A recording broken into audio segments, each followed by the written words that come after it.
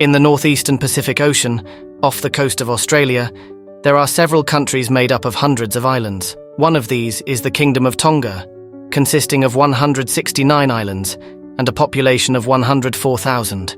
And it is right here in the year 1965 that our story begins. Our protagonists are Stephen, Sione, Kolo, David, Luke and Mano.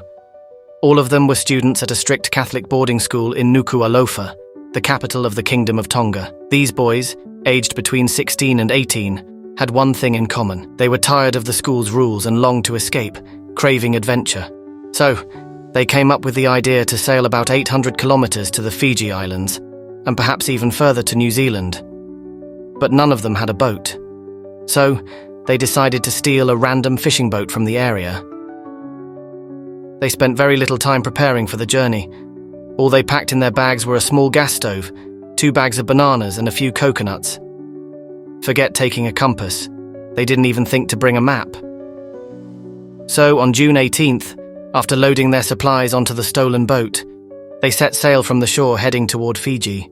That evening, no one noticed the small boat leaving the harbour. There was only a light breeze, the sky was clear, and their journey began without any issues.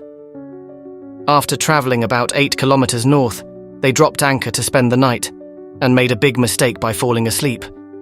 It was at this point that their smooth journey took a dark turn. In the middle of the night, out of nowhere, a powerful storm hit, dragging the boat southwest. Strong winds broke the rudder and tore the sail, while some of the oars and food were lost overboard. All they could see around them were the rising waves. When the boys didn't return home that night, their families and local authorities began searching for them. Once they discovered the fishing boat was missing, they quickly realized the boys had taken it. However, the storm delayed the search efforts by 2 days, and since no one knew about their plan, no one had any idea where to look for them. The country's economy relied on agriculture, fishing and tourism, but due to its distance from other nations and its complex transportation system, doing business here had always been difficult. As a result, it was a fairly poor nation, and it wasn't surprising that these 6 boys, dreaming of a better life, decided to head to Fiji, the wealthiest country in the Pacific. After a week of searching, the boys were nowhere to be found on any island in Tonga or Fiji. Almost everyone believed they had drowned, but that wasn't the case. Surprisingly, the boys were still alive. As they continued drifting in the ocean, they stared at the horizon, hoping to catch sight of land. By the end of the 4th day, after they had finished their last bit of food, they continued on, hungry and thirsty, with no idea where they were. Finally, on the 8th day, they spotted a small island on the horizon. Determined not to miss it, they tore apart anything they could use as makeshift oars and began paddling towards the island with all the strength they had left. Unfortunately, as they tried to approach the shore, the boat crashed into the rocks and was damaged beyond repair. With no idea where they were, the boys climbed over the rocks and finally set foot on land. This was Atta Island, a remote place just 1.5 square kilometers in size, surrounded by steep cliffs. It lay at the far southern edge of the Pacific archipelago, 160 kilometers south of Tonga. The island was completely deserted, and there was no one to help them, as the last inhabitants had abandoned the island nearly a century ago. The saddest part of all was the tragic story behind why the island had been abandoned. Back in 1863, around 350 people lived there. The islanders frequently traded with passing ships, so when an Australian named Thomas McGrath stopped nearby, they didn't suspect anything. Thomas had been a whaler in the South Pacific, but by the early 1860s, whales were becoming scarce. So he turned to a different business, slave trading. He had an order for 150 slaves from Peru. Appearing friendly, he invited the islanders aboard his ship for trade. Once they were in the hold, sitting around a table filled with delicious food and alcohol, 144 of them believed the lie. Right in the middle of their celebration, Thomas gave the order to lock the hold, and the ship immediately sailed away from the island. These unfortunate souls were later sold as slaves in Peru. When the King of Tonga learned of this horrific crime, he tried to rescue his people, but it was too late. The rest of the islanders, fearing more abductions, decided to evacuate, and from that time on, no one lived there, until these 6 lost boys arrived. 102 years after the islanders had left, these boys stepped onto Atta Island, unaware that they had drifted 160 kilometers south of where they had set sail. As I mentioned earlier, their destination was the Fiji Islands, northwest of Tonga, and they believed they were heading in that direction. This misconception would play a cruel trick on them later, but for now, they had to figure out how to survive on this desolate land. At first, they were too weak to start a fire, so they sustained themselves by eating shellfish, papaya and coconuts. However, there was very little of that, and their main source of food became seabirds and their eggs, which were difficult to catch. In addition to eating the birds, they drank their blood to quench their thirst, as the biggest challenge on the island was the lack of fresh water. Those first few days were the hardest. A few days later, after regaining some strength, they climbed to the top of the island and discovered remnants left behind by the former inhabitants in an old volcanic crater. Among the remains were wild taro plants, banana trees, seeds, roughly made knives, and pottery. And unexpectedly, they found wild chickens.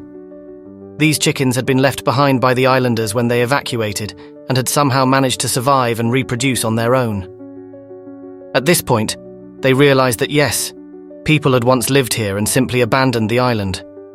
What remained of the lives of those taken as slaves would now help these boys survive. They divided themselves into pairs, each group taking on different responsibilities, and created a strict schedule for tending the garden, cooking, and keeping watch. Their next step was to build a house with a roof made from palm leaves. After that, they planted a vegetable garden with edible roots they had found and built coops to keep the chickens they had discovered.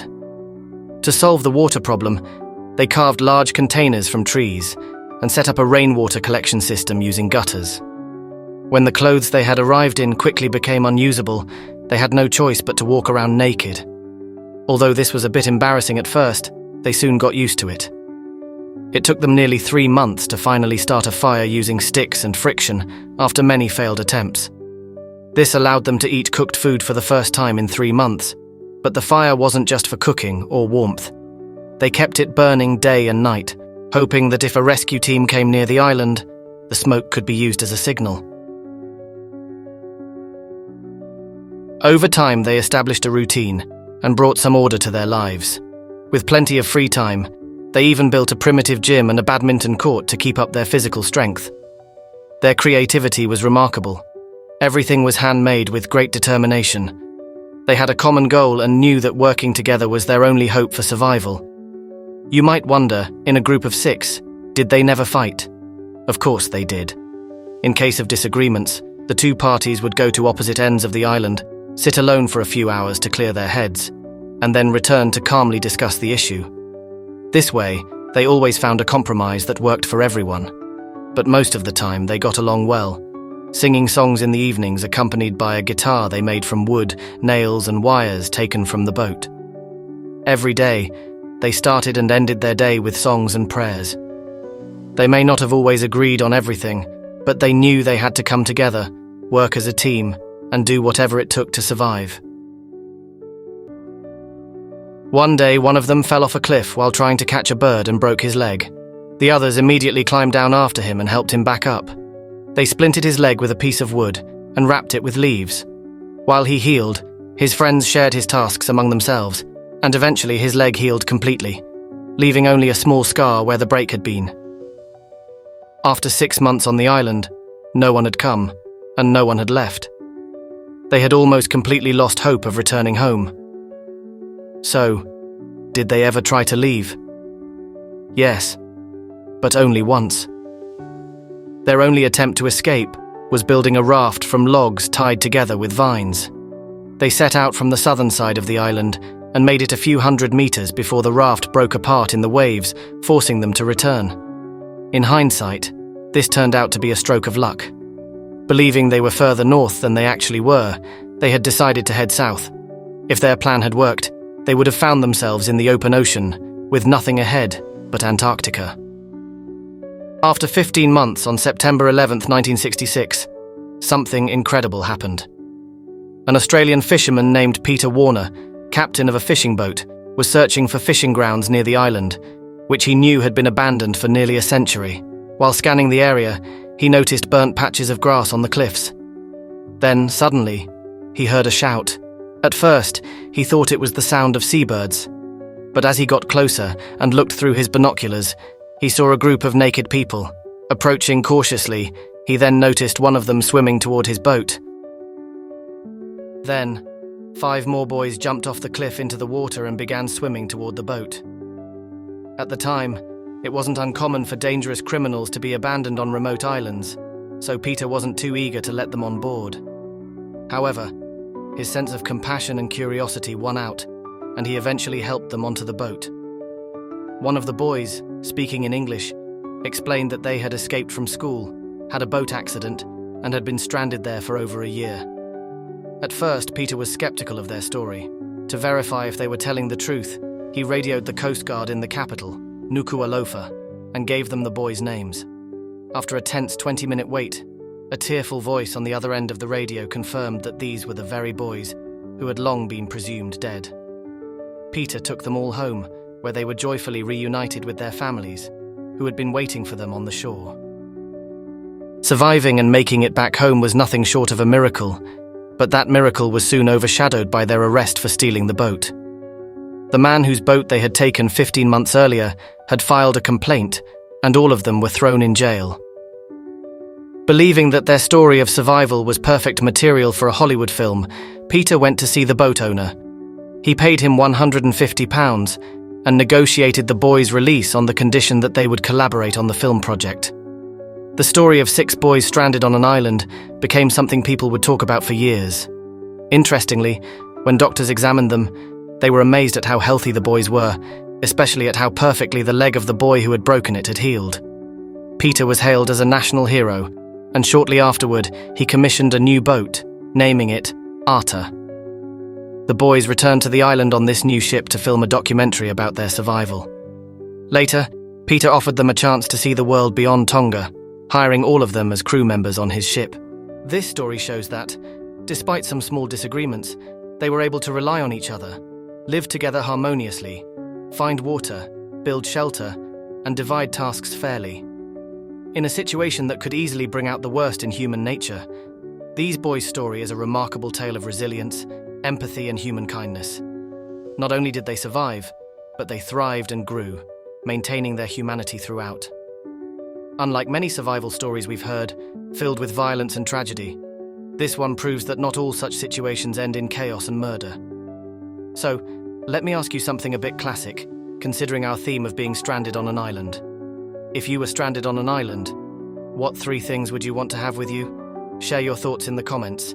And if you haven't subscribed yet, please make sure to do so, and don't forget to like the video. I'm off to work on the next video for you all. Take care, and see you soon.